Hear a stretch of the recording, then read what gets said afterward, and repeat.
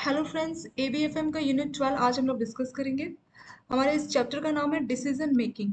तो इस चैप्टर में आपके कई सारे टॉपिक्स दिए हुए हैं, जैसे कि आपका decision making using cost volume profit analysis और relevant cost concept and activity based costing. तो अलग अलग मेथड्स हम इस्तेमाल करेंगे ताकि हम किसी भी प्रोजेक्ट में आपको इन्वेस्ट करना है नहीं करना है तो उस डिसीजन को जो है समझ सके कितना रिस्क है। तो सारे फैक्टर्स की बात इस चैप्टर में की जाएगी। पहले शुरुआत करते हैं हम लोग इंट्रोडक्शन से। इसमें बोला गया कि capital budgeting decision is not only financial decision. Capital budgeting मतलब हम कहीं पे भी इन्वेस्ट कर रहे हैं तो उसका जो डिसीजन है सिर्फ फाइनेंशियली नहीं होता, सिर्फ फाइनेंशियली अकेला नहीं होता। Financial decision also involve various other decisions. तो फाइनेंशियल डिसीजन के साथ और भी कई सारे डिसीजन होते हैं, जैसे कि हमें कौन से प्रोडक्ट या सर्विसेज को मैन्युफैक्चर करना है, क्या प्राइस रहेगा, जो भी हम प्रोडक्ट और सर्विसेज बनाएंगे उसको हम किस रेट पे बेचेंगे, क्या ये हमारे लिए प्रॉफिटेबल रहेगा कि हम जो प्रोडक्ट है वो इंटरनली बनाएं या फिर हम कहीं वेंडर से बाहर से जो है प्रोडक्ट को सोर्सिंग करें। और मतलब एक कोई स्पेशल ऑर्डर उसको एक्सेप्ट करना है नहीं करना, तो और भी कई सारे डिसीजन इसके साथ जुड़े होते हैं।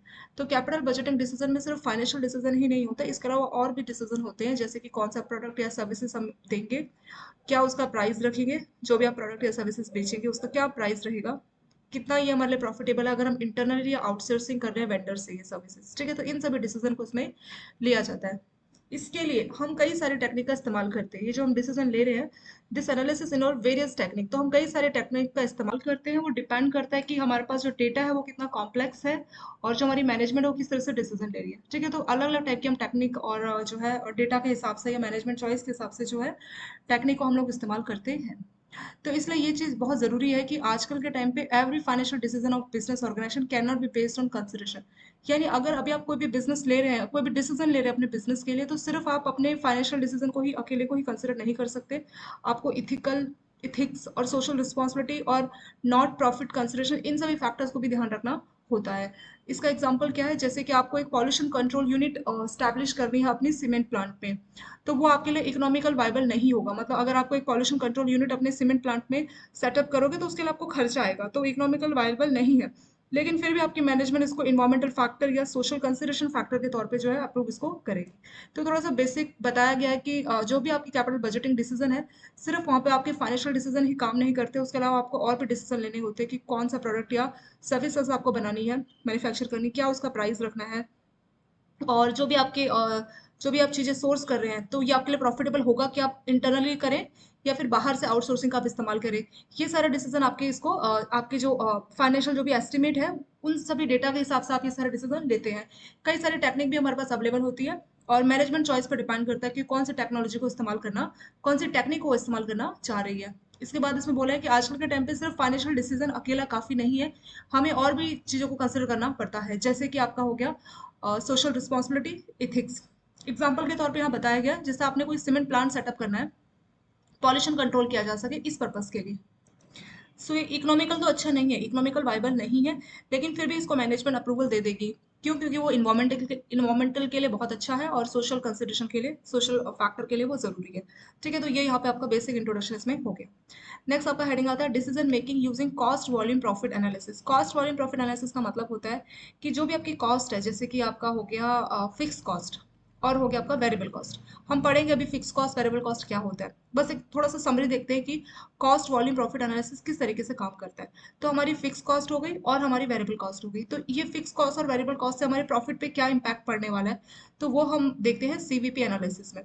तो यहाँ पे बोला हुआ है कि कॉस्ट वॉल्यूम और जो प्राइस है ये बहुत ही इंपॉर्टेंट इंग्रेडिएंट्स है किसी भी प्रॉफिट। अगर आप अपने प्रॉफिट को एनालिसिस करना चाह रहे हैं कि इस बिजनेस में आपको कितना प्रॉफिट होगा, तो आपको देखना पड़ेगा आपका कॉस्ट कितना पड़ रहा है, कितना वॉल्यूम आप प्रोडक्शन कर रहे हैं, एक यूनिट का आप कितना प्राइस रख रहे हैं। ठीक है, ये कॉस्ट कौन सी है, जो हमारी इन्वेस्टमेंट कॉस्ट है, या इसको हम लोग प्रोजेक्ट कॉस्ट भी बोल सकते हैं। तो हमारी प्रोजेक्ट कॉस्ट कितनी है, कितना वॉल्यूम हम प्रोड्यूस कर रहे हैं, एक यूनिट का हम कितना प्राइस रख रहे हैं, तो ये कुछ इंग्रेडिएंट्स है जिससे हम अपनी प्रॉफिट के एनालिसिस कर सकते हैं। तो ये फैक्टर्स बताएंगे कि हमारे को प्रॉफिट कितना होगा। और इसके बाद इसमें बोला है कि कॉस्ट के दो कंपोनेंट होते हैं मेनली, एक होती है आपकी फिक्स कॉस्ट और दूसरी होती है हमारी वेरिएबल कॉस्ट। तो अब यहाँ पे हम लोग कॉस्ट की बात करेंगे।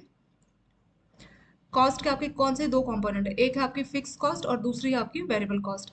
फिक्स कॉस्ट और वेरिएबल कॉस्ट में डिफरेंस क्या होता है? फिक्स कॉस्ट उस कॉस्ट को बोला जाता है कि कितना भी टाइम चेंज हो जाए, कितनी भी आप यूनिट्स प्रोड्यूस कीजिए, आपकी वो कीमत उतनी ही रहेगी। जैसे मान लीजिए एक मशीन मशीन आपने खरीदी, तो आप कितने भी यूनिट प्रोड्यूस कीजिए, मशीन का जो खर्चा है वो उतना ही रहेगा, मशीन आपको उतनी की पड़ेगी। अगर मान लीजिए आप 1 करोड़ की कोई मशीन खरीद रहे हैं जो कि आपके प्रोडक्ट बनाएगी, तो आप चाहे 1 प्रोडक्ट प्रोड्यूस कीजिए या 1 लाख प्रोडक्ट बनाइए, 1 लाख यूनिट्स बनाइए, उससे आपकी मशीन की कॉस्ट को कोई इम्पैक्ट नहीं पड़ेगा। तो ये मशीनरी आपका एक फिक्स कॉस्ट हो गया।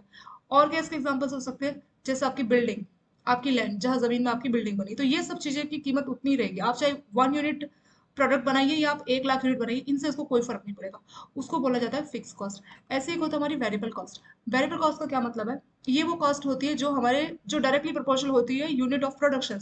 यानी अगर हम ज्यादा यूनिट्स प्रोड्यूस करेंगे तो वो वेरिएबल कॉस्ट बढ़ेगी, कम प्रोड्यूस करेंगे तो ये वेरिएबल कॉस्ट कम होगी। इसका एग्जांपल क्या है, जैसे कि हम लोग लेते हैं रॉ मटेरियल। अगर हमें ज्यादा यूनिट्स प्रोड्यूस करनी है तो ज्यादा रॉ मटेरियल चाहिए होगा। इलेक्ट्रिसिटी, अगर ज्यादा यूनिट प्रोड्यूस करनी है तो मशीन को ज्यादा देर तक रन करना पड़ेगा, उससे बिजली का बिल हमारा ज्यादा आएगा। वेजेस, अगर हमें ज्यादा यूनिट प्रोड्यूस करनी है तो हमें ज्यादा वर्कर्स रखने पड़ेंगे और फिर उनको वेजेस एक्स्ट्रा पे करना होगा। ठीक है, तो ये कुछ एग्जांपल्स हो गए आपके वेरिएबल कॉस्ट के। तो यही दो मेन कंपोनेंट है जो कि आपकी कॉस्ट डिसाइड करते हैं, एक है आपकी फिक्स कॉस्ट और दूसरा है वेरिएबल कॉस्ट।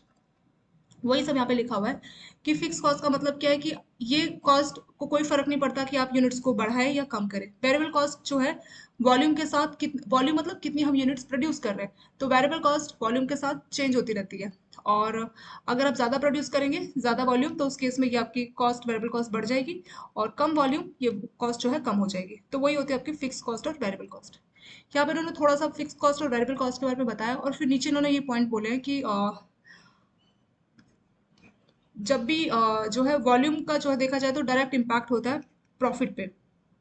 ठीक है, अगर आप मान लीजिए बहुत कम वॉल्यूम में कोई चीज़ आप प्रोड्यूस कर रहे हैं, ठीक है, बहुत कम वॉल्यूम में आप प्रोड्यूस कर रहे हैं, तो आपके पास मार्जिन आप कितना भी ज़्यादा रख ले, ठीक है, तो आप मार्जिन कितना भी ज़्यादा रख ले फिर भी आपको उतना बेनिफिट नहीं होगा एज कम्पेयर टू आप बहुत ज़्यादा वॉल्यूम में प्रोड्यूस कर रहे हैं, भले ही मार्जिन कम होगा, लेकिन फिर भी हमें ओवरऑल प्रॉफिट उसमें ज़्यादा होगा। क्यों? क्योंकि जैसे बोलते हैं ना, इकोनॉमिक ऑफ स्केल ये टर्म होती है। इसका मतलब है कि थोड़ी सी यूनिट्स हम प्रोड्यूस कर रहे हैं, बेटर आप ज़्यादा यूनिट्स प्रोड्यूस कीजिए और आप अपना मार्जिन कम रखिए, फिर भी आपको एज कम्पेयर टू जब आप कम यूनिट्स प्रोड्यूस कर रहे हैं कम वॉल्यूम में, उससे उसके कंपैरिजन में अभी भी आपको फायदा ही होगा। तो इस तरह से जो है बोला जाता है। तो यहाँ पे बोला है कि हमारे वॉल्यूम का बहुत बड़ा इम्पैक्ट होता है कि कितना हमारा प्रॉफिट होगा, क्योंकि जितनी ज़्यादा आप सेल्स करोगे, जितना ज़्यादा वॉल्यूम आप प्रोड्यूस करोगे, उतनी ज़्यादा आप सेल्स करोगे और आपका ब्रेक इवन पॉइंट उतनी जल्दी आ जाएगा। अब ये ब्रेक इवन पॉइंट क्या होता है, ये भी कंसेप्ट है। ब्रेक इवन पॉइंट उस पॉइंट को बोलते हैं जो हमने अपनी कंपनी में लगाया वो पैसा हमें वापस मिल चुका है, तो उस पॉइंट को बोला जाता है ब्रेक इवन पॉइंट। जैसे मैंने 10,000 रुपये से एक दुकान खोली, पहले दिन मेरी 5,000 की कमाई हुई और दूसरे दिन भी मेरी 5,000 की कमाई हुई, तो 2 दिन में मेरा जो ब्रेक इवन पॉइंट है वो कंप्लीट हो गया। ठीक है, और ये जो 5,000 है ये मेरा कंट्रीब्यूशन है, यानी selling price minus cost price, तो जो आया है वो 5,000 है। तो 5,000 5,000, तो 2 दिन में मेरा 10,000 रिकवर हो गया। मेरी जो फिक्स कॉस्ट थी, मेरी इन्वेस्टमेंट या मेरी प्रोजेक्ट कॉस्ट बोल सकते हैं, तो 2 दिन में वो मुझे रिकवर हो गया। तो 2 दिन में रिकवर हो गया, तो इस केस में 5 + 5 10,000, 10,000 डिवाइडेड बाय 10,000, तो ये कितने दिन लगे इसमें, 2 दिन लगे मुझे ना, 5 + 5, तो 2 दिन में मेरा पैसा रिकवर हो गया। तो मेरे लिए जो 2 डेज है ये होगा मेरा ब्रेक इवन पॉइंट। तो बोल रहे हैं कि जितना ज़्यादा प्रोड्यूस करेंगे उतनी जल्दी आपका जो है, उतनी ज़्यादा आपकी सेल्स होंगी और उतना ही जल्दी आपका ब्रेक इवन पॉइंट इसमें होगा। फिर यहाँ पे बोला है कि कुछ इंपॉर्टेंट पॉइंट्स जो कि अफेक्ट करते हैं हमारे investment decision due to cost, volume and prices, तो जिसकी वजह से हमारा प्रॉफिट और ब्रेक इवन पॉइंट जो है डिसाइड होता है। तो कुछ कौन कौन से पॉइंट्स है, कौन कौन से फैक्टर्स है जो कि हमारे इन्वेस्टमेंट डिसीजन को इम्पैक्ट करते हैं, तो उसकी यहाँ पे बात की गई है। पहला है when we introduce a new product we can not expect high volume. जैसे मान लीजिए आपने कोई मार्केट में नया प्रोडक्ट लेके आए, ठीक है, अभी स्टार्टिंग में तो आप ज़्यादा वॉल्यूम नहीं प्रोड्यूस करोगे, सो कॉस्टिंग विल बी हायर। आप ज़्यादा वॉल्यूम नहीं प्रोड्यूस कर रहे, तो उसकी वजह से क्या होगा कि कीमतें आपकी बढ़ जाएंगी, जो उसकी ओरिजिनल कॉस्ट है वो बढ़ जाएगी। बट ऐसा कैसे होता है, ऐसा इस वजह से होता है क्योंकि जैसे आप इसको सिंपल टर्म में लीजिए, कई बार आप अकेले ऑटो बुक करते हैं, ठीक है, आप अकेले उसमें जा रहे हैं तो ऑटो वाला आपको बोलेगा 200 रुपये आपको चार्ज करने पड़ेंगे। लेकिन अगर आप क्या करते हैं कि आप पूरा एक ग्रुप है, मान लीजिए जिसको बोलते हैं शेयर ऑटो, तो उसमें आपका 20 रुपये या 30 रुपये पड़ सकता है। तो ये भी बिल्कुल उसी की तरह काम करता है कि नया प्रोडक्ट मार्केट में तो ज़्यादा लोग उस प्रोडक्ट के बारे में नहीं जानते, तो कम ही लोग उसको खरीदेंगे। कम ही खरीदेंगे तो आपके ओवरऑल जो खर्चे होंगे जैसे फिक्स कॉस्ट, उसको तो इससे कोई फर्क नहीं पड़ता कि ज़्यादा प्रोड्यूस करे कम करे, इसकी वजह से हमारी फिक्स कॉस्ट बढ़ जाती है। फिक्स कॉस्ट के बढ़ने से जो ओवरऑल प्राइस है, कॉस्टिंग है, वो हाई हो जाती है। एक इसका ये फैक्टर है। सेकंड बोला है कि अगर इन द ये जो सिनेरियो की यहाँ पे बात की गई, we will have to keep the price affordable और practically low to attract new set of buyers which will delay the break. तो अभी आप नए नए आपकी आपकी जो नए नए प्रोडक्ट मार्केट में लॉन्च हुआ है, तो अभी आपने स्टार्टिंग में उसका प्राइस हाई करते हैं। क्यों? क्योंकि आप ज़्यादा वॉल्यूम नहीं बेच पाओगे, तो आपने सोचा कि फिक्स कॉस्ट हमारी बढ़ गई तो हमारा जो रेट है वो भी बढ़ गया। फिर इसी के बारे में आगे बोला हुआ है कि अगर हम ऐसा करते हैं, प्रोडक्ट महंगा और बिल्कुल नया है, तो हमारे प्रोडक्ट को कोई लेगा नहीं, तो इसीलिए हमें ना चाहते हुए भी प्रोडक्ट को कम रखना पड़ेगा, उसका जो प्राइस है वो कम करना पड़ेगा, ताकि जो नए कस्टमर्स है वो उस प्रोडक्ट को ले सके, जिससे हमारा ब्रेक इवन पॉइंट डिले हो जाएगा। ब्रेक इवन पॉइंट कैसे आता है? कितने का हम सेल कर रहे हैं माइनस उसकी कॉस्ट प्राइस कितनी हुई, तो उसको बोला जाता है कंट्रीब्यूशन। तो ये जो कंट्रीब्यूशन है, इसको हम अपनी फिक्स कॉस्ट से डिवाइड करते हैं। जैसे हमने यहाँ भी देखा था ना, 10,000 की दुकान खोली है, तो 5,000 का उसको प्रॉफिट हो रहा है, लेकिन उसने अपना मार्जिन बहुत कम रखा है, क्योंकि उसकी जो फिक्स कॉस्ट है वो बहुत ज़्यादा है, इसलिए उसने मार्जिन कम रखा है। तो मार्जिन कम रखने की वजह से उसका जो फायदा बहुत कम होगा, मान लीजिए 2,000 का ही हो रहा है, क्योंकि उसने बहुत सस्ते रेट पे, बहुत ही कम मार्जिन पे, मार्जिन मतलब कितना उसका कंट्रीब्यूशन है, ये जो सी हमने बोला ना कंट्रीब्यूशन, उसी की यहाँ बात की गई, तो बहुत ही कम मार्जिन रखा है, तो ये वैल्यू बहुत कम होगी, इसलिए उसका जो रिकवरी है उसको रिकवरी होने में थोड़ा सा टाइम लगेगा। तो वही बोल रहे हैं कि अगर आपने ब्रेक इवन पॉइंट, आपने अगर प्राइस, नया नया प्रोडक्ट है तो आप चाहते हैं कि लोग उसको खरीदे, तो आपको प्राइस उसका सस्ता रखना पड़ेगा, इसकी वजह से आपका ब्रेक इवन पॉइंट आने में टाइम लगेगा, यानी जो पैसा आपने इन्वेस्ट किया उसका पूरा रिकवरी होने में थोड़ा सा टाइम लगेगा।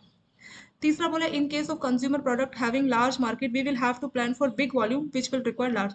तो अब आप ऐसा प्रोडक्ट बना रहे हैं जिसकी आपकी मार्केट बहुत बड़ी है, ठीक है, तो आपको बड़ा वॉल्यूम मतलब बहुत हाई क्वालिटी क्वांटिटी का प्रोड्यूस करना होगा, इसके लिए कैपिटल इन्वेस्टमेंट आपको ज़्यादा चाहिए होगी। फिर बोला, इसी केस में अगर हम मार्केट का अच्छा खासा शेयर चाहते हैं, सो हमें उसके लिए एडवर्टीजमेंट करनी पड़ेगी, फिर ब्रांड वैल्यू क्रिएट करनी पड़ेगी, उसके लिए भी हमें कॉस्ट और प्रॉफिटेबिलिटी इन फैक्टर को देखना पड़ेगा। इसके बाद बोला है कि अगर आप लार्ज कैपेसिटी बिल्ड करना चाह रहे हैं, will need huge investment dealing the, तो इससे आपको अच्छा खासा इन्वेस्टमेंट करना पड़ेगा, और उससे आपका पे बैक पीरियड जो है वो भी डिले हो जाएगा। पे बैक पीरियड मतलब हमने जो पैसा लगाया वो कितने टाइम पे रिटर्न हो गया, उस टेन्योर को बोलते हैं पे बैक पीरियड। या आप ये भी बोल सकते हैं कि जो आपका ब्रेक इवन पॉइंट है, जब वो पॉइंट रीच होगा, कितना टेन्योर आपको लगा, तो पे बैक मतलब हमने जितना इन्वेस्ट किया वो पैसा आपको वापस मिल जाएगा। तो इस केस में आप जो है अपनी ब्रांड वैल्यू बिल्ड करना चाह रहे हैं, और एडवर्टीजमेंट इन सब में आपका खर्चा हो रहा है, इसकी वजह से आपका पे बैक पीरियड आने में भी टाइम लगेगा। A specialty product on the other hand can launch with high price and good margin but may need brand। तो वही बोला कि अगर कोई प्रोडक्ट जिसमें बहुत अच्छे फीचर्स हैं, ठीक है, तो वो आप अच्छे रेट पे, मतलब महंगे रेट पे भी आप बेच सकते हैं, अच्छा खासा मार्जिन भी उसमें आप रख सकते हैं, लेकिन उसके लिए भी आपको ब्रांड वैल्यू क्रिएट करनी पड़ेगी, और अच्छा खासा रिसर्च एंड डेवलपमेंट में आपका खर्चा इसमें हो जाएगा। तो यहाँ पे ये चीज़ें यहाँ पे बताई गई है।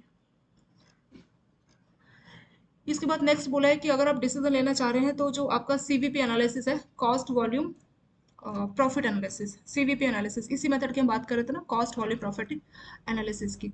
तो बोल रहे हैं कि जब भी हम डिसीजन लेना चाह रहे हैं किसी भी प्रोजेक्ट को इंप्लीमेंट करना है या नहीं करना, तो जो सीवीपी एनालिसिस है, तो इसमें हमें कई सारे क्वेश्चंस के आंसर्स मिल जाते हैं, जैसे कि how the product will be affect if we reduce the selling price and increase the volume. तो बोल रहे हैं कि हमारा प्रॉफिट को कितना इंपैक्ट पड़ेगा अगर हम उसका जो सेलिंग प्राइस है वो कम कर देते हैं और अपनी वॉल्यूम को बढ़ा देते हैं, मतलब प्रोडक्ट थोड़ा सस्ता कर देते हैं, इसको रिड्यूस करते हैं और जो वॉल्यूम है बढ़ा देते हैं, ताकि ज़्यादा यूनिट्स बिक जाएंगी, तो कम मार्जिन में भी हमें ठीक ठाक प्रॉफिट हो जाएगा। सेकंड बोल रहा है, if the fixed cost undergo a change due to advertisement campaign or other sales promotions, what should be the additional sales volume to meet this। बोल रहा, अगर मान लीजिए फिक्स कॉस्ट बढ़ जा रही है, जैसे आपने एडवर्टीजमेंट के लिए खर्चा करना है या और भी कोई प्रमोशन एक्टिविटी के लिए आप खर्चा कर रहे हैं, तो इससे आपको कितनी एडिशनल सेल करनी पड़ेगी कि आपका जो खर्चा प्रमोशन में या एडवर्टीजमेंट में हुआ तो वो पैसा रिकवर हो जाए, तो हमें कितनी और वॉल्यूम सेल करनी पड़ेगी।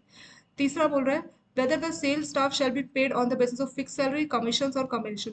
इस चीज़ का भी हमें आंसर मिल जाता है कि जो स्टाफ है आपके वहाँ जो काम कर रहे हैं एम्प्लॉय, तो उनको क्या सैलरी के बेसिस पे रखना चाहिए, कमीशन के बेसिस पे रखना चाहिए, या फिर कॉम्बिनेशन की सैलरी, और अगर एक लिमिट से ज़्यादा उन्होंने सेल किया तो उनको कमीशन भी दिया जाएगा, तो किस तरह से ये होना चाहिए, तो इसका डिसीजन भी हमें इस मेथड से पता लग जाता है। नेक्स्ट है, what will happen to the financial result of organization if there is fluctuation in sales. बोल रहे हैं कि जो आपकी ऑर्गेनाइजेशन है उसका फाइनेंशियल रिजल्ट क्या रहेगा अगर प्राइजेस में, सेल में और आपकी आउटपुट और कॉस्ट में जो है फ्लक्चुएशन देखने को मिलती है। फ्लक्चुएशन मतलब मान लीजिए सेल आपका कम हो गया, प्राइस आपकी बढ़ गई, आउटपुट जितना आपने एक्सपेक्ट किया था उससे कम आप प्रोड्यूस कर रहे हैं, आपकी कॉस्ट जो है फिक्स कॉस्ट, वेरिएबल कॉस्ट बढ़ गई, तो उससे आपकी फाइनेंशियल रिजल्ट ऑफ ऑर्गेनाइजेशन में क्या फर्क पड़ेगा, तो ये सारे फैक्टर्स जो है देखे जाते हैं। इसी के ऊपर आपको यहाँ पे एक एग्जाम्पल दिया गया, इस एग्जाम्पल को हम लोग डिस्कस करेंगे, पर शॉर्ट में इसको हम लोग रिवाइज करते हैं जो जो हमने अभी यहाँ पे देखा था। इंट्रोडक्शन तो हमने पहले ही देख लिया था। यहाँ से decision making using cost volume analysis. Cost volume analysis किस बारे में बात करता है, तो कॉस्ट वॉल्यूम में सिंपल सा देखा जाता है कि आपकी वेरिएबल और फिक्स कॉस्ट की वजह से, ये जो वेरिएबल और फिक्स कॉस्ट है इसके बढ़ने की वजह से आपके प्रॉफिट पे क्या इंपैक्ट पड़ता है, तो वो होता है आपका कॉस्ट वॉल्यूम प्रॉफिट एनालिसिस। ठीक है, इसमें कॉस्ट भी देखा जाता है, मतलब वेरिएबल और फिक्स कॉस्ट, और साथ में वॉल्यूम भी देखा जाता है कि कितना ज़्यादा वॉल्यूम प्रोड्यूस कर रहे हैं और उससे आपकी प्रॉफिट पे क्या इंपैक्ट पड़ रहा है। ठीक है, वो यहाँ पे बोला गया है। फिर यहाँ पे बोला है कि जो कॉस्ट आपकी दो तरह से हो सकती है। एक है हमारी फिक्स कॉस्ट और दूसरा है वेरिएबल कॉस्ट। फिक्स कॉस्ट उस कॉस्ट को बोलते हैं कि अगर हम कितना भी वॉल्यूम प्रोड्यूस करें, ये कॉस्ट सेम रहेगी, उसको बोला जाता है फिक्स कॉस्ट। वेरिएबल कॉस्ट उस कॉस्ट को बोला जाता है अगर हम ज़्यादा वॉल्यूम में प्रोड्यूस करें तो ये कॉस्ट हमारी घट या बढ़ जाती है, जो चेंज हो जाती है, तो उसको बोलते हैं वेरिएबल कॉस्ट। इसके साथ नीचे यहाँ पे बताया ब्रेक इवन पॉइंट के बारे में।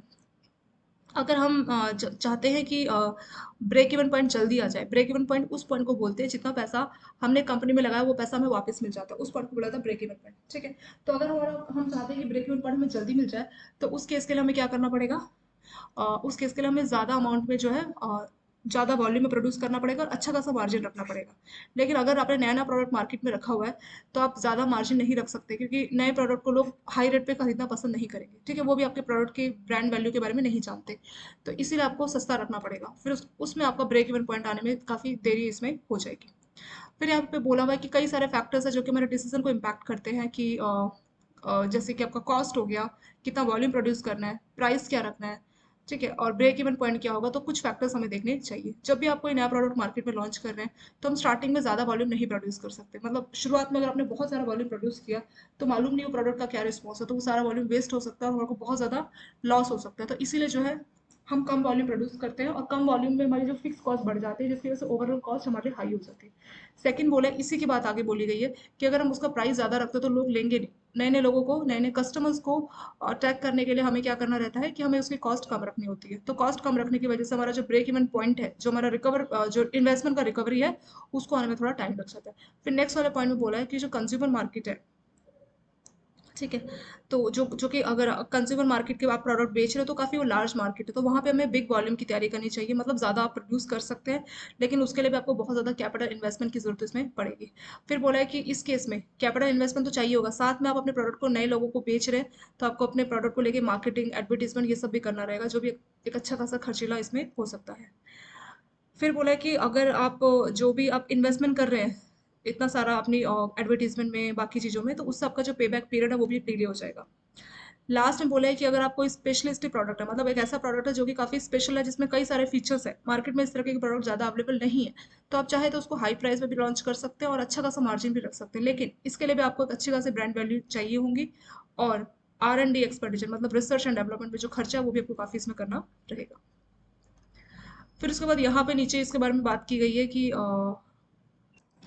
फिर यहाँ पे हमें बोला हुआ है कि जो कॉस्ट है, किसी भी प्रोडक्ट की कॉस्ट, कितना हम उसको प्रोड्यूस कर रहे हैं, उसका वॉल्यूम और उसका जो प्राइस है, ये बहुत ज़्यादा इंपॉर्टेंट फैक्टर होता है जब भी हम अपने प्रॉफिट को, ब्रेक इवन पॉइंट को कैलकुलेट करेंगे। ठीक है, तो इसी की वजह से हमारा ब्रेक इवन पॉइंट, कितना हमारा प्रॉफिट है, वो सब पे बैक पीरियड, वो सब डिसाइड इसमें होता है। यहाँ पे एक एग्जाम्पल भी दिया है, मान लीजिए आपका जो फिक्स कॉस्ट है, वेरिएबल कॉस्ट मान लीजिए बढ़ जाती है, ठीक है, और वो ज़रूरी है, उससे आप अपने प्रोजेक्ट को वाइबल रख सकते हैं, लेकिन अगर जो कस्टमर है वो इतनी हाई या बड़ी भी कॉस्ट को नहीं बियर कर सकता, तो उस केस में मतलब अ, उस केस में हम क्या कर सकते हैं, वो तो हमारे कंट्रोल में नहीं है ना, कि कस्टमर नहीं खरीद सकता महंगा प्रोडक्ट, तो वो हमारे लिए अनकंट्रोलेबल है। तो हम क्या करेंगे, जो चीज़ हमारे कंट्रोल में, उन फैक्टर्स को हम सही करने की कोशिश करेंगे। तो यहाँ पे दो चीज़ों की बात की गई है, अनकंट्रोलेबल, कंट्रोलेबल। अब कस्टमर की कैपेसिटी नहीं है, वो गरीब है, उसके पास पैसे नहीं है, तो उसको हम कैसे कंट्रोल कर सकते हैं? हम नहीं कर सकते। बट हम ये ज़रूर कर सकते हैं, हम अपना जो भी, जो चीज़ हमारे कंट्रोल में, उसको हम कंट्रोल कर सकते हैं, कि जो रॉ मटेरियल है हम उसका कोई अल्टरनेट देखें, ठीक है, थोड़ा सस्ता देखे, अच्छी क्वालिटी का देखे, मतलब ऐसा नहीं कि सस्ते के साथ क्वालिटी कॉम्प्रोमाइज। मतलब जो कंट्रोलेबल फैक्टर्स है उस पर हमें वर्क करना चाहिए, जो अनकंट्रोलेबल है उस पर हम वर्क नहीं कर सकते, तो हमें कंट्रोलेबल फैक्टर को देखना चाहिए, और फिर हमारे को अपनी सीवीपी यानी कॉस्ट वॉल्यूम प्रॉफिट की एनालिसिस करनी चाहिए, और फिर उसका इम्पैक्ट देखना चाहिए कि प्राइसेस की वजह से और बाकी चीज़ों की वजह से क्या क्या इम्पैक्ट इसमें देखने को मिला। फिर सीवीपी एनालिसिस आपकी कई तरह से मदद करता है। कहाँ कहाँ पे ये काम आता है, ये हमें कई सारे क्वेश्चंस के आंसर देता है, जैसे कि अगर हम सेलिंग प्राइस या वॉल्यूम जो बढ़ा रहे हैं, तो उससे हमारी प्रॉफिट पे क्या इम्पैक्ट पड़ेगा। सेकंड, ये किस क्वेश्चन का आंसर देता है, अगर मान लीजिए जो फिक्स कॉस्ट है वो चेंज हो जाती है, जैसे मान लीजिए एडवर्टीजमेंट की वजह से या सेल्स प्रमोशन की वजह से, तो कितना वॉल्यूम हमें और प्रोड्यूस करना पड़ेगा कि हमारी जो फिक्स कॉस्ट जो बदल गई है, मतलब जैसे ये खर्चा हमारा एडवर्टीजमेंट का या प्रमोशन का, वो खर्चा रिकवर हो जाए, तो उसके लिए हमें कितनी और वॉल्यूम, सेल्स वॉल्यूम को बढ़ाना होगा। तीसरे बोला, जो स्टाफ है जो वहाँ पे काम कर रहे हैं, तो क्या हमें सैलरी बेस लेना चाहिए या कमीशन बेस या कॉम्बिनेशन ऑफ बोथ, किस तरह से हमें स्टाफ को वहाँ पे इन्वॉल्व करना चाहिए। और बोल रहे हैं कि अगर मान लीजिए सेल प्राइस, प्राइस में, आउटपुट में या कॉस्ट में फ्लक्चुएशन आ जाए, ये बदल जाए, तो इससे हमारी फाइनेंशियल रिजल्ट पे क्या इम्पैक्ट पड़ेगा। तो ये सारे फैक्टर्स के आंसर हमें सीवीपी एनालिसिस के थ्रू दिए जाते हैं। इसके साथ आपका ये एग्जाम्पल 1 यहाँ पे दिया गया है। चले यहाँ से डिस्कस करते हैं इस न्यूमेरिकल को। इसमें बोला है, एक company manufacture cycle for both adult and children. तो बड़ों और बच्चे दोनों के लिए जो है कंपनी साइकिल बनाने का काम करती है। Given below is the information about cycles made for children. तो यहाँ पर जो आपको इन्फॉर्मेशन दी है ये बच्चों के लिए जो साइकिल्स बनाई जाती है उसको लेकर इन्फॉर्मेशन दी गई है। तो दो तरह से, एक आपका ट्रेडिशनल सीवीपी एनालिसिस और एक है एक्टिविटी बेस्ड सीवीपी एनालिसिस। तो दोनों का डेटा आपको दिया हुआ है, तो दोनों ही मेथड से आपको ब्रेक इवन पॉइंट बाकी चीजें कैलकुलेट करनी होगी। ये सब हमें डेटा दिया है, अभी हम जस्ट गो थ्रो करते हैं, ये सब हमारा क्वेश्चन ही है। ठीक है, इसका सॉल्यूशन यहाँ से नहीं, नेक्स्ट पेज से, यहाँ तक हमारा क्वेश्चन है एक्चुअली, और नेक्स्ट पेज से यहाँ से इसका सॉल्यूशन स्टार्ट है। तो एक बार क्वेश्चन को थोड़ा सा गो थ्रो करते हैं अच्छे से, और फिर हम अपने आंसर्स को सॉल्व करना स्टार्ट करेंगे। क्वेश्चन को हम लोग समझेंगे। मंथली डिमांड एंड प्रोडक्शंस, तो जो डिमांड है वो 10,000 यूनिट्स की है, और ये दो अलग अलग मेथड्स है, ठीक है, एक्टिविटी बेस्ड सीवीपी एनालिसिस और ट्रेडिशनल बेस्ड। तो दोनों का हमें डेटा दिया हुआ है। ट्रेडिशनल में 10,000 यूनिट्स की डिमांड है, इसमें भी इतना ही है। सेलिंग प्राइस, इसमें जो है एक यूनिट को 8,000 में, यानी एक बाइसाइकिल जो बच्चे की बेच रहे हैं चिल्ड्रन की, उसके लिए आपको 8,000 देना होगा सेलिंग प्राइस, और इसमें भी 8,000 ही है। वेरिएबल कॉस्ट पर यूनिट, एक यूनिट का वेरिएबल कॉस्ट वो है 7,500, यहाँ पे भी उतना ही है। Fix cost per unit, fix cost यहाँ पे 10 लाख है और यहाँ पे 8 लाख है। ठीक है, तो ये डेटा आपको दिया गया। अभी हम सिर्फ क्वेश्चन ही रीड कर रहे हैं, फिर हम जब आंसर को सॉल्व करेंगे तो मैं आप लोगों को बताऊंगी कहाँ कहाँ पे क्या क्या चीजें हमें यूज करनी है। फिर बोला in the context of traditional CVP study, fix cost are defined as a cost that don't change in proportion to the amount of product और सर्विसेज। तो जो ट्रेडिशनल वाला मेथड है सीवीपी कॉस्ट वॉल्यूम, इसका जो ट्रेडिशनल वाला analysis है उसमें ऐसा अज्यूम किया जाता है कि जो फिक्स कॉस्ट है वो चेंज नहीं होती, कितना भी आप अमाउंट प्रोड्यूस करें, कितनी भी सर्विसेज आप दें, तो उससे आपकी फिक्स कॉस्ट चेंज नहीं होती। तो वो होता है हमारा traditional CVP. After conducting an analysis using activity-based costing, it was determined that monthly fixed costs don't change based on the factors such as volume and any other thing. और अगर हम ये एक्टिविटी बेस वाले CVP की बात करें तो उसमें फिक्स कॉस्ट तो सेम रहता है, लेकिन साथ में कुछ और एडिशनल कॉस्ट भी इनकर हो सकती है। जैसे अगर मान लीजिए आप बैचेस में कुछ बनवा रहे हैं, 25 यूनिट्स आप एक बैच में प्रोड्यूस कर रहे हैं, ठीक है, एक 25 यूनिट्स मतलब 25 साइकिल्स आप एक बैच में बना रहे हैं, और after completing A batch intended for children cycle, मतलब 25 बैच की आपने एक साइकिल 25 साइकिल आपने एक बैच में बनाई, ठीक है, एक बैच में 25 यूनिट साइकिल आपकी बन रही है, तो एक बैच में आपने साइकिल्स बनाई। The following batch will be intended for adult cycle. अब क्या करेंगे कि वो जो आपका बैच है नेक्स्ट वाला आपकी एडल्ट साइकिल के लिए यूज होगा, मतलब बड़ों के लिए। As a result there will be change in the setup, तो आपको सेटअप चेंज करना होगा।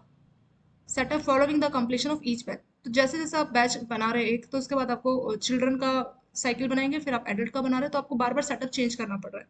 अगर आपने 10,000 चिल्ड्रन की बाइसाइकिल्स बनाई, अगर मान लीजिए 10,000 साइकिल आपको मैन्युफैक्चर करनी है, the needed number of setup is equal to 10,000 steer support divided by 25 batch. तो अब हमें क्या करना है, एक बैच में आप 25 साइकिल बना सकते हो, तो 10,000 को आप 25 से डिवाइड करेंगे तो ये कितना आएगा, 10,000 डिवाइडेड बाई 25। तो 25 से ये 4 बार कैंसिल हो जाएगा, किया जाएगा 400। तो हमें 400 बैचेस चाहिए होंगे, एक बैच में आप 25 साइकिल बना रहे हैं और 400 बैचेस हमें चाहिए होंगे। ये भी अभी भी आपको क्वेश्चन चल रहा है, अभी खत्म नहीं हुआ, ये मैं डेटा दिया हुआ है कि क्या क्या आपको कंसिडर करके जो है क्वेश्चन को सॉल्व करना है। तो 400 सेटअप आपको करने पड़ेंगे, क्योंकि एक सेटअप में एक बैच में आप 25 साइकिल बना पा रहे हैं और आपको 10,000 बाईसाइकिल्स बनाने हैं, तो 10,000 डिवाइडेड बाई 25, यानी कि ऐसे आपको 400 बार सेटअप करना होगा। एक सेटअप का खर्चा आपका आता है 500 रुपये का। सेटअप समझ रहे हैं, जैसे इसको ऐसे समझ लीजिए जैसे रेस्टोरेंट है, 25 लोग एक बार में खाना खा के जा रहे हैं, तो जो वेटर है वो टेबल साफ कर रहा है, प्लेट्स लेके जा रहा है, प्लेट वॉश कर रहा है, तो वो सेटअप कर रहा है, ठीक है, इस तरह से आप थोड़ा सा अज्यूम कर लीजिए। तो हर सेटअप में 500 रुपये का खर्चा आता है। फिर बताया भी है कि खर्च, वो खर्चा किस वजह से आता है। 500 का जो खर्चा आ रहा है हर सेटअप में, विच इंक्लूड जैसे कि आपको ऑयल, ऑयल आप चेंज कर रहे हैं, परचेसिंग जिग्स, जिग्स परचेज कर रहे हैं, या और भी छोटी मोटी चीजें हैं, तो हर बैच के सेटअप के लिए आपको 500 रुपये का खर्चा आता है। In the past the standard CVP analysis combine this cost with the fix cost together. तो ये जो आपकी स्टैंडर्ड सीवीपी है एनालिसिस है, मतलब जो दूसरा मेथड है जिसको हम ये बोल रहे हैं एक्टिविटी बेस्ड, ठीक है, तो इसमें क्या करते हैं, ये जो खर्चा आ रहा है हर बैच का सेटअप, तो इसको हम फिक्स कॉस्ट में जोड़ देते हैं, फिक्स कॉस्ट प्लस ये खर्चा, इसके अलावा भी कुछ और खर्चा है, तो सबको हम फिक्स कॉस्ट में जोड़ देते हैं। अब हमसे पूछा है क्वेश्चन, अब क्वेश्चन यहाँ पे पूछा गया, you are required to determine the break even point. आपको बताना है ब्रेक इवन पॉइंट और प्रॉफिट पर मंथ कितना, मतलब ब्रेक इवन पॉइंट कब मिला, कितना है, और प्रॉफिट पर मंथ हर महीने का प्रॉफिट कितना है, यूजिंग बोथ। आपका एक ट्रेडिशनल वाला सीवीपी मेथड है और एक एक्टिविटी वाला है, दोनों का डेटा हमें दिया हुआ है।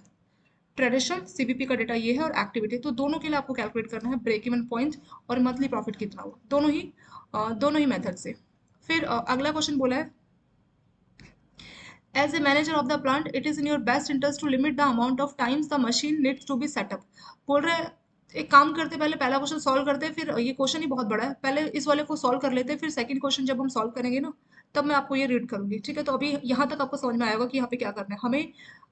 इस क्वेश्चन में 3-4 क्वेश्चंस पूछे हैं, तो पहले हम पहले वाले क्वेश्चन को सॉल्व कर लेते हैं, फिर ये सेकंड वाला हम बाद में रीड करेंगे, वरना आप लोग कंफ्यूज हो जाएंगे, ठीक है। चलिए पहले इतना शुरू कर लेते हैं। इसमें हमें ब्रेक इवन पॉइंट कैलकुलेट करना है और प्रॉफिट पर मंथ भी हमें कैलकुलेट करना है। तो हमें दो चीज़ें चाहिए, ब्रेक इवन पॉइंट और दूसरी चीज़ क्या चाहिए, मतलब एक क्वेश्चन भी एक क्वेश्चन में भी दो क्वेश्चन है, एक तो ब्रेक इवन पॉइंट कैलकुलेट करना है और उसके बाद आपको प्रॉफिट पर मंथ भी कैलकुलेट करना है। तो जो पहला है उसको आप ए और बी ऐसे मान लीजिए, तो ये है प्रॉफिट पर मंथ, ठीक है। एग्जाम में इस तरह से पूछ सकते हो। तो हम लोग पहले वाले को सॉल्व करना स्टार्ट करते हैं। सो यहाँ से हमारा सॉल्यूशन स्टार्ट है। जो पहला क्वेश्चन है, ये वाला आपका जो फर्स्ट क्वेश्चन है, इसके दो पार्ट है, पार्ट ए और बी। ए में हमें ब्रेक इवन पॉइंट कैलकुलेट करना है और बी में हमें प्रॉफिट पर मंथ कैलकुलेट करना है, ठीक है। पहले इसको स्टार्ट करते हैं। तो जो जो डेटा हमें दिया हुआ है पहले हम लोग उसको उतार लेंगे। क्या क्या डेटा हमें इसमें दिया गया वो हम देखेंगे। हमें इसमें एक चीज़ दी है, वो है आपका सेलिंग प्राइस, और फिर हमें दिया हुआ वेरिएबल कॉस्ट। सेलिंग प्राइस कितना है 8,000 और वेरिएबल कॉस्ट कितनी है 7,500। यहाँ पे लिखना शुरू करते हैं। सेलिंग प्राइस हमारा कितना 8,000 और वेरिएबल कॉस्ट कितनी हमारी 7,500, ठीक है। जैसे ही हम लोग सेलिंग प्राइस में से वेरिएबल कॉस्ट को माइनस करते हैं, वेरिएबल कॉस्ट को माइनस करते हैं, तो हमें जो मिलता है उसको हम बोलते हैं कंट्रीब्यूशंस, ठीक है। Selling price minus variable cost, उससे हमें मिलता है कंट्रीब्यूशंस। तो वही चीज़ यहाँ पे भी होगी। इस वेरिएबल को हम वेरिएबल कॉस्ट को माइनस करेंगे सेलिंग प्राइस में से, तो हमें मिलेगा 500। तो 500 रुपये का हमारे को क्या मिल गया कंट्रीब्यूशंस। ये कंट्रीब्यूशंस क्या बताते हैं और ब्रेक इवन पॉइंट होता क्या है। तो पहले हम ब्रेक इवन पॉइंट को समझते हैं कि एक्जैक्टली क्या बोलते हैं। आप जैसे हम हमेशा एक दुकानदार का एग्जांपल लेते हैं ना, जिसने 10,000 रुपये से अपनी एक दुकान खोली, ठीक है। तो 10,000 रुपये से अपनी एक उसने शॉप खोली है। अब उसने अपने गुड्स जो भी है उसके प्रोडक्ट उसने बेचने यहाँ पे शुरू किए, और मान लीजिए एक दिन में उसको 5,000 का फायदा हो रहा है, लेकिन ये 5,000 क्या है, ये उसका कंट्रीब्यूशन है। तो ये जो वर्ड है कंट्रीब्यूशन, ये समझना बहुत जरूरी है कि कंट्रीब्यूशन एक्जैक्टली बताता क्या है। कंट्रीब्यूशन बताता है कि उसका प्रोडक्ट का सेलिंग प्राइस कितना था। मान लीजिए उसने जितने भी प्रोडक्ट बेचे, सबको बेच के जो प्राइस उसको मिला, उसने सेल्स की उस दिन मान लीजिए 7,000 की। क्या 7,000 की जो सेल्स है उसको हम पूरा का पूरा उसका प्रॉफिट बोल सकते हैं? नहीं, ऐसा नहीं बोल सकते, क्योंकि वो जो प्रोडक्ट है, अगर ऐसा कोई चमत्कार होता कि प्रोडक्ट अचानक से उसके सामने कहीं से प्रकट हो जाता है, तब हम बोलते हैं कि 700 का कंट्रीब्यूशन उतने की सेल है। लेकिन ऐसा होता नहीं है। उसने उसके जो प्रोडक्ट है वो कहीं से आई नहीं है, उसने खरीदा होगा कहीं से, ठीक है। उसके लिए उसकी कॉस्ट होगी, मान लीजिए उसने कहीं से खरीदा और उसकी दुकान का रेंट भी है, तो सब जोड़ जाड़ के उसने बोला कि मेरे को 2,000 का खर्चा आया। तो हम करते क्या है कि जो भी हमारी ये जो 2,000 है, इसको हम उसकी वेरिएबल कॉस्ट बोलते हैं। हम जनरली कंपनी के टर्म में बात करते हैं, तो जो भी उसकी रॉ मटेरियल ये सब जो खर्चे आते हैं, ठीक है, उसको वेरिएबल कॉस्ट के तौर पे हम इंक्लूड करते हैं। तो उसकी जो वेरिएबल कॉस्ट है 2,000 आई, तो 7,000 माइनस 2,000 कितना हो गया 5,000। तो ये जो 5,000 रुपये हमने कैलकुलेट किए, ये 5,000 उसकी कॉन्ट्रीब्यूशन बता रही है पहले दिन की। सो 5,000 जो बचा उसी को बोला था कंट्रीब्यूशन, ठीक है। अब हमें क्या करना है, जो भी उसकी फिक्स कॉस्ट है, फिक्स कॉस्ट कितनी भी लगेगी होगी वो हमें लिखना है, और जो कंट्रीब्यूशन हमने कैलकुलेट किया उससे हमें डिवाइड करना है, तो उससे हमें मिल जाता है ब्रेक इवन पॉइंट, ठीक है। बिल्कुल सिंपल है। ब्रेक इवन पॉइंट के लिए क्या करना है, फिक्स कॉस्ट। फिक्स कॉस्ट क्या होती है, हमने कॉस्ट के बारे में बात की थी। दो तरह की कॉस्ट होती है, एक होती है वेरिएबल कॉस्ट और दूसरी होती है हमारी फिक्स कॉस्ट। वेरिएबल कॉस्ट उस कॉस्ट को बोलते हैं हम कितनी भी यूनिट्स प्रोड्यूस करें, चाहे एक एक 1,000 यूनिट्स बनाए या 1,00,000 यूनिट्स बनाए। अगर हम इस क्वेश्चन की बात करें बाइसिकल, चाहे आप लोग 1,000 बाइसिकल बनाइए या 1,00,000, ये जो फिक्स वाला होता है उसको कोई फर्क नहीं पड़ता, ठीक है। अगर हम वेरिएबल की बात करें, तो अगर आप 1,000 यूनिट्स बनाएंगे तो वेरिएबल कॉस्ट कम आएगी, और अगर 1,00,000 बनाएंगे तो ये ज्यादा आएगी। यानी वेरिएबल कॉस्ट को फर्क पड़ता है नंबर ऑफ यूनिट्स। तो फिक्स कॉस्ट और वेरिएबल कॉस्ट को नंबर ऑफ यूनिट से जो है डिसाइड किया जाता है। आप इसको वॉल्यूम भी बोल सकते हो। तो ये दोनों वॉल्यूम से इम्पैक्ट होते हैं। तो जो फिक्स कॉस्ट है उसको वॉल्यूम से कोई फर्क नहीं पड़ता, आप कितना भी वॉल्यूम बनाइए फिक्स कॉस्ट का खर्चा उतना ही आएगा। लेकिन वेरिएबल कॉस्ट को बहुत फर्क पड़ता है वॉल्यूम से। अगर आप ज्यादा वॉल्यूम प्रोड्यूस करोगे तो वेरिएबल कॉस्ट बढ़ेगी, जैसे रॉ मटेरियल का खर्चा, इलेक्ट्रिसिटी का खर्चा, वो वेरिएबल कॉस्ट होती है। तो हमें करना क्या रहता है, जो भी हमारी सेलिंग प्राइस है, मतलब एक प्रोडक्ट आप कितने में बेच रहे हैं, उसमें से आपको वेरिएबल कॉस्ट को, ये जो वेरिएबल कॉस्ट है जो वेरी करती है, उसको माइनस करना रहता है। माइनस करके हमें मिलता है कंट्रीब्यूशन। हमें क्या करना है, ब्रेक इवन पॉइंट चाहिए, तो फिक्स कॉस्ट जितनी भी आई, ये वाली फिक्स कॉस्ट, उसको हम अपने इस कंट्रीब्यूशन से डिवाइड करते हैं, तो वैसे हमें ब्रेक इवन पॉइंट मिलता है। तो ब्रेक इवन पॉइंट हमें क्या बताता है, तो ब्रेक इवन पॉइंट बताता है कि जो भी हमने इन्वेस्ट किया, ठीक है। तो ब्रेक इवन पॉइंट हमें बता रहा है कि जो भी पैसा हमने इन्वेस्ट किया, वो पैसा क्या हो चुका है, अभी वो रिकवर हो चुका है। कौन सा पैसा, जो हमने फिक्स कॉस्ट इन्वेस्ट की, जो हमने फिक्स्ड कॉस्ट इन्वेस्ट की वो पैसा रिकवर हो चुका है। जो भी हमारे कंट्रीब्यूशन है वहां से वो रिकवर हो चुका है। तो जैसे ही हमारे कंट्रीब्यूशन से फिक्स कॉस्ट रिकवर हो जाएगा तो वैसे ही उस पॉइंट को हम बोलेंगे ब्रेक इवन पॉइंट।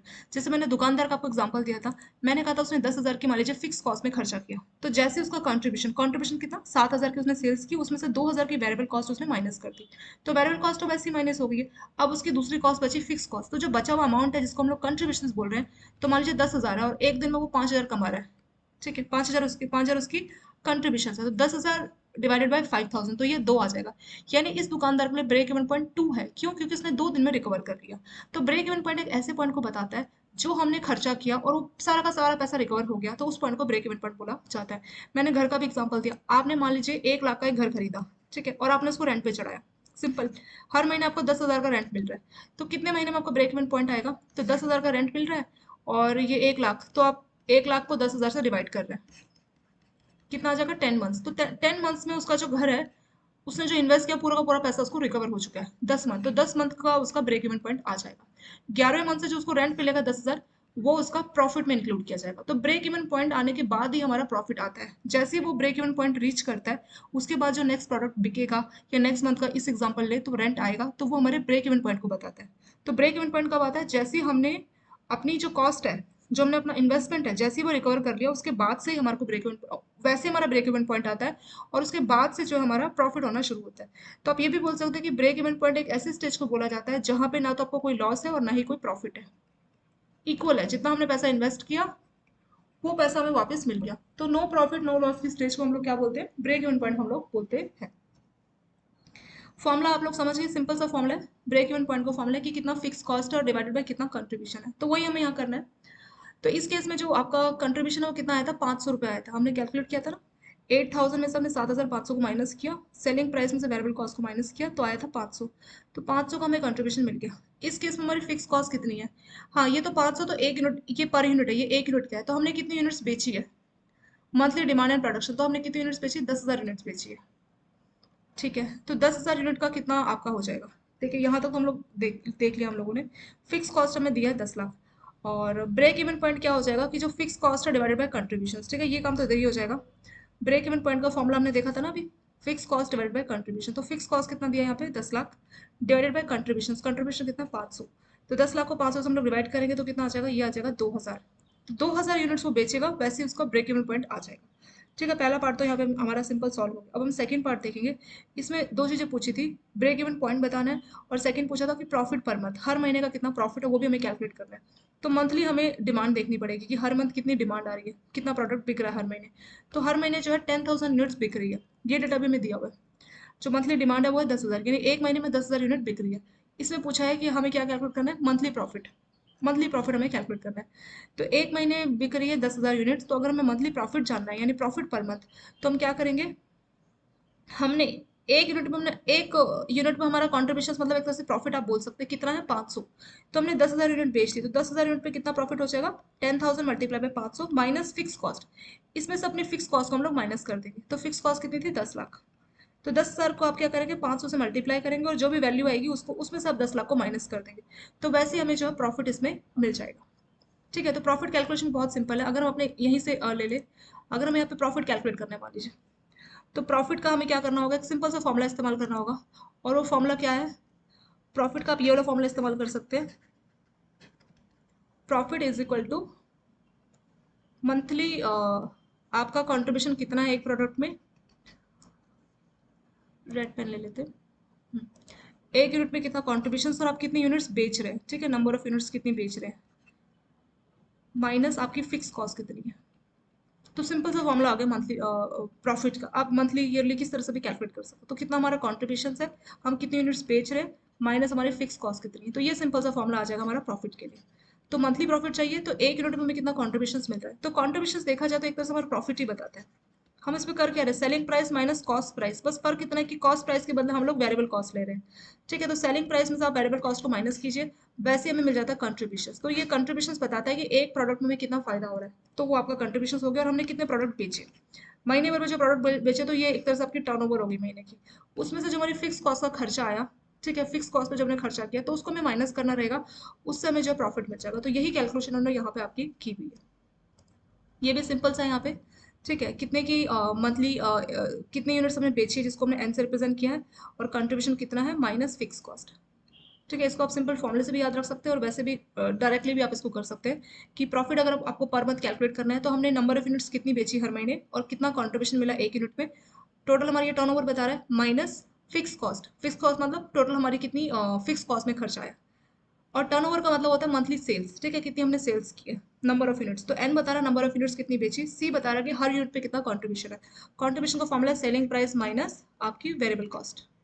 ठीक है, दो चार फॉर्मुले हैं, बस आप उन फॉर्मुलाज को मेमोराइज कर लीजिए, आपका आंसर इसमें बहुत ईजी है। तो प्रॉफिट पर मंथ यहाँ पे कितना कैलकुलेट हो जाएगा, एन इंटू सी माइनस फिक्स कॉस्ट। एन कितना था, कितनी यूनिट्स बेची गई है, कितनी बाईसाइकिल्स महीने में, तो हमें दिया हुआ है कि मंथली डिमांड कितनी है, जो कि 10,000 है, तो 10,000 हमारी एन की वैल्यू हो जाएगी, तो एन के बदले हम लोग 10,000 पुट करेंगे। सी कंट्रीब्यूशन कितना है एक यूनिट का, एक यूनिट का कॉन्ट्रीब्यूशन हमारा यहाँ पे 500, ये लिखा है ऑलरेडी, और माइनस फिक्स कॉस्ट कितनी थी, तो फिक्स कॉस्ट हमें दिया हुआ है जो कि हमारा 10 लाख था। ठीक है, क्वेश्चन में ही दिया है। तो 10,000 को 500 से मल्टीप्लाई करेंगे तो आ जाएगा 50 लाख, 50 में से 10 लाख को माइनस करेंगे आ जाएगा 40 लाख। 40 लाख हमारा हो गया। ठीक है, तो पहले का जो ए है उसके दोनों क्वेश्चन सॉल्व हो चुके हैं, ब्रेक इवन पॉइंट भी हमारा कैलकुलेट हो गया है और हमारी मंथली प्रॉफिट भी यहाँ पे कैलकुलेट हो चुकी है। अब हम इसका सेकंड पार्ट सॉल्व करेंगे। ये हमारा कौन सा ट्रेडिशनल जो मेथड था ना, ये वो है सिंपल ट्रेडिशनल। ट्रेडिशनल मेथड में जो है बाकी चीज़ों को कंसिडर नहीं किया जाता। अब आपके ये जो दूसरा मेथड है, इस मेथड में बाकी चीज़ों को कंसिडर किया जाता है। अब बाकी चीज़ किसकी बात की जा रही है, जैसे सेटअप कॉस्ट, उन सबको जो आपका activity based analysis CVP method, उसमें जो है यूज़ किया जाएगा। किस तरह से काम करेगा देखते हैं यहाँ पे। तो हमें ब्रेक इवन पॉइंट और प्रॉफिट पर मंथ जो है कैलकुलेट करना है एक्टिविटी बेस्ड मेथड का इस्तेमाल करके। अब इसमें बोला जा रहा है कि एक यूनिट्स में कितनी 25 बैचेस जो है, यहाँ पे देखिए सारा डेटा हमारे क्वेश्चन में दिया था ना कि एक यूनिट में 25 बैचेस, 25 ईच बैच, एक यूनिट में 25 बाईसाइकिल बना रहे हो और हमें 10,000 बाईसाइकिल की डिमांड है, तो 10,000 को अगर हम डिवाइड करेंगे 25 से तो आ जाएगा 400, यानी हमें 400 बैचेस बनाने होंगे। हर बैचेस में हमारा 500 रुपये का खर्चा आता है, और वो 500 का खर्चा भी इन्होंने एक्सप्लेन किया है कि वो क्यों आता है, ऑयल की वजह से और परचेसिंग चिक्स की वजह से। यानी अब हमारा हो क्या रहा है कि हमें करना क्या एग्जैक्टली हमारी जो डिमांड है मंथली डिमांड वो है 10,000 यूनिट्स की। ठीक है, 10,000 यूनिट्स हमें महीने में बनानी चाहिए, ऐसा इसमें बोला गया है। अब हमें क्या करना है, 10,000 यूनिट्स मंथली बनानी है, और एक बैच में, एक बैच आप कंप्लीट करें तो एक बैच में आपको 25 यूनिट्स, यूनिट्स मतलब यहाँ पे बाईसाइकिल बना जा रही है, तो एक बैच में आप लोग 25 साइकिल्स बना सकते हैं। तो हमें कितनी साइकिल्स बनानी है, हमें बनानी है 10,000 साइकिल्स। तो 10,000 के लिए कितने बैचेस होंगे, तो हम क्या करेंगे 10,000 डिवाइडेड बाई 25, तो इसको हम करेंगे तो कितना आ जाएगा 400, तो हमें 400 बैचेस बनाने पड़ेंगे, कितने 400 बैचेस। ठीक है, अब 400 बैचेस हम लोगों को बनाने हैं। एक बैच में कितना खर्चा आ रहा है, एक बैच में हमारा आ रहा है खर्चा, पर हमारे एक बैच में खर्चा क्या आ रहा है, हर बैच के बाद जो हम सेटअप कर रहे हैं ना, जैसे मान लीजिए आपने 25 साइकिल बनाई फिर आपको सेटअप करना है, तो सेटअप का खर्चा आ रहा है, सेटअप में ऑयल का खर्चा आ रहा है और छोटे मोटे और खर्चे, तो वो सेटअप का खर्चा 400 बार हमें करना पड़ेगा, और हर सेटअप में आपका 500 रुपये का खर्चा आ रहा है, और 500 रुपये का खर्चा ऑयल इन सब में आ रहा है, तो टोटल खर्चा कितना हो गया, 10,000 बाईसाइकिल बनानी है क्योंकि मंथली डिमांड इतनी दी हुई है। फिर बोला कि एक बैच में आप सिर्फ 25 साइकिल ही बना सकते हो, तो ये सब हमें क्वेश्चन में दिया हुआ है। फिर अब हमें देखना पड़ेगा कि एक बैच में 25 साइकिल बनेगी तो 10,000 साइकिल कितने बैच में बनेगी, तो सिंपल है 10,000 डिवाइडेड बाई 25, तो 400 बैच लगेंगे। हर बैच के बाद सेटअप किया जाता है, जैसे 25 साइकिल बन गई फिर उसका सेटअप होगा, उसमें ऑयलिंग डाली जाएगी। ठीक है, तो इन सब का जो सेटअप का खर्चा है वो वेजेस वहाँ पे जो लोग काम कर रहे हैं सेटअप के लिए, तो उन सबको जोड़ के जो 500 रुपये का खर्चा आ रहा है। ठीक है, तो टोटल खर्चा कितना आ गया, ये जो 10,000 साइकिल्स बनी इसमें सेटअप में टोटल खर्चा कितना आ गया, 400 बैचेस बने और एक बैच में 500 का खर्चा आ गया, तो 400 मल्टीप्लाई बाय 500। ठीक है, 500 एक बैच में खर्चा आ रहा है और 400 बैचेस बने, तो 400 मल्टीप्लाई बाय 500, तो ये कितना हो जाएगा 2 लाख हो जाएगा। ठीक है, तो टोटल 2 लाख का खर्चा आ रहा है सेटअप में, ये 2 लाख का खर्चा है। ठीक है, इसके साथ जो ये जो 2 लाख का खर्चा है, ये कहाँ जुड़ जाएगा, ये हमारी फिक्स कॉस्ट में जुड़ जाएगा। फिक्स कॉस्ट कितनी है इस केस में, इसके लिए हम क्वेश्चन पे आ जाते हैं दोबारा। देखिए सेकंड वाला हम लोग सॉल्व कर रहे हैं।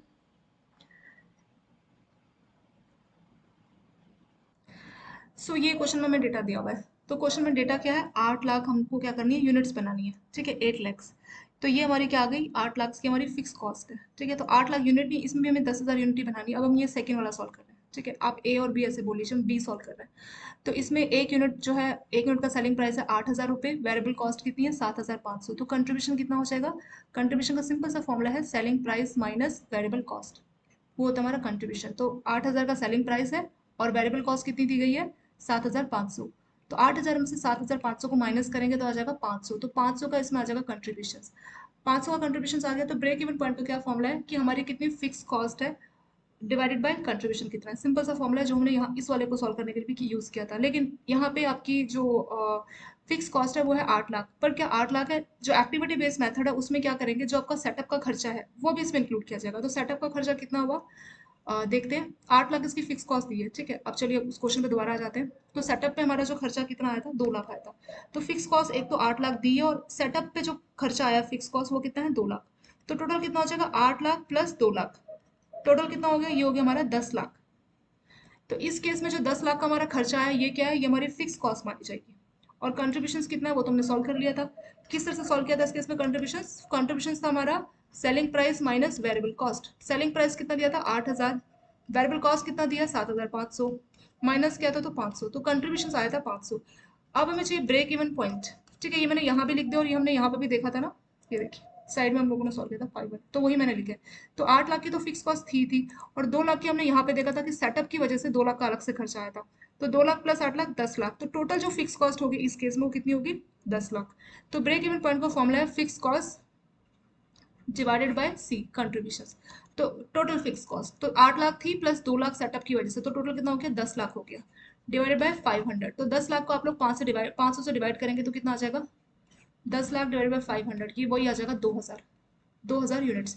यानी इस केस में भी आपको 2,000 यूनिट्स बनानी पड़ेंगी। जैसे आप 2,000 यूनिट्स बनाएंगे तभी आपका ब्रेक इवन पॉइंट जो है कंप्लीट आपको मिलेगा, ठीक है। तो इसका आंसर कितना हो गया ब्रेक इवन पॉइंट का, ये हो गया 2,000 यूनिट्स।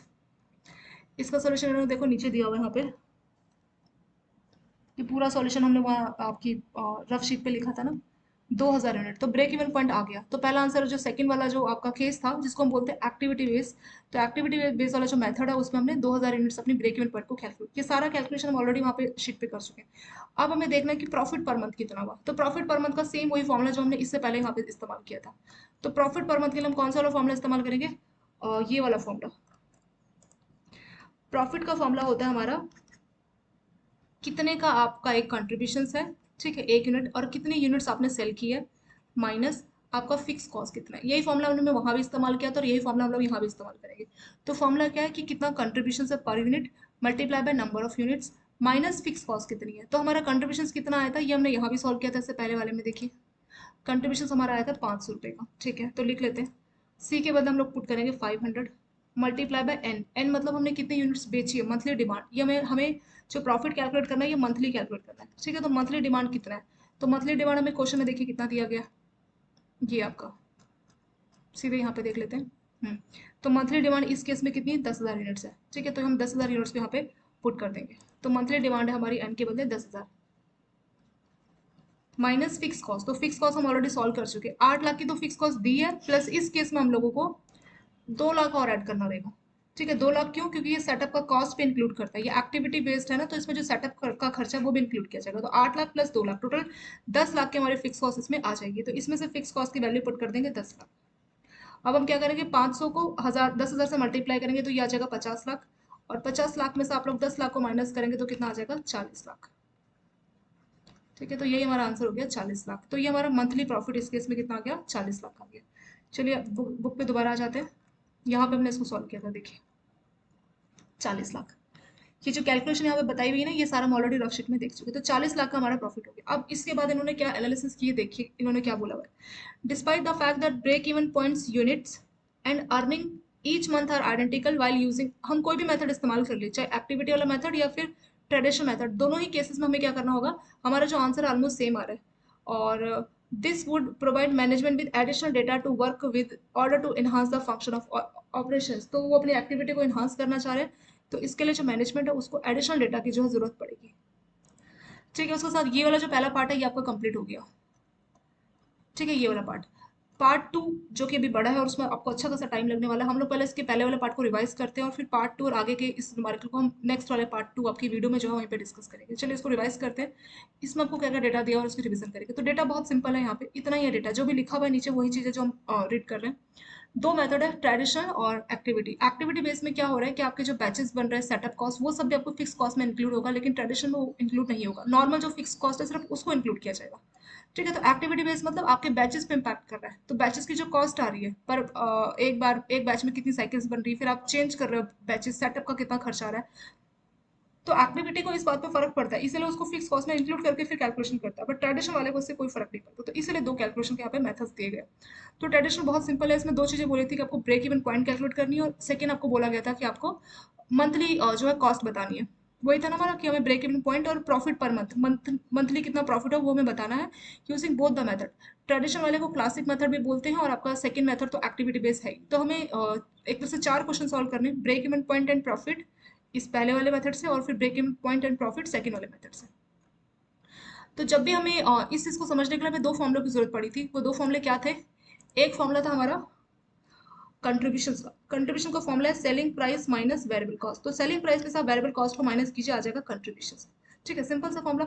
और जैसे आपको कंट्रीब्यूशन मिल गया, अब आप क्या करेंगे, आपको ब्रेक इवन पॉइंट का फॉर्मुला चाहिए, तो ब्रेक इवन पॉइंट का फॉर्मुला हो जाएगा कितनी आपकी फिक्स कॉस्ट है डिवाइडेड बाय कंट्रीब्यूशन कितना है।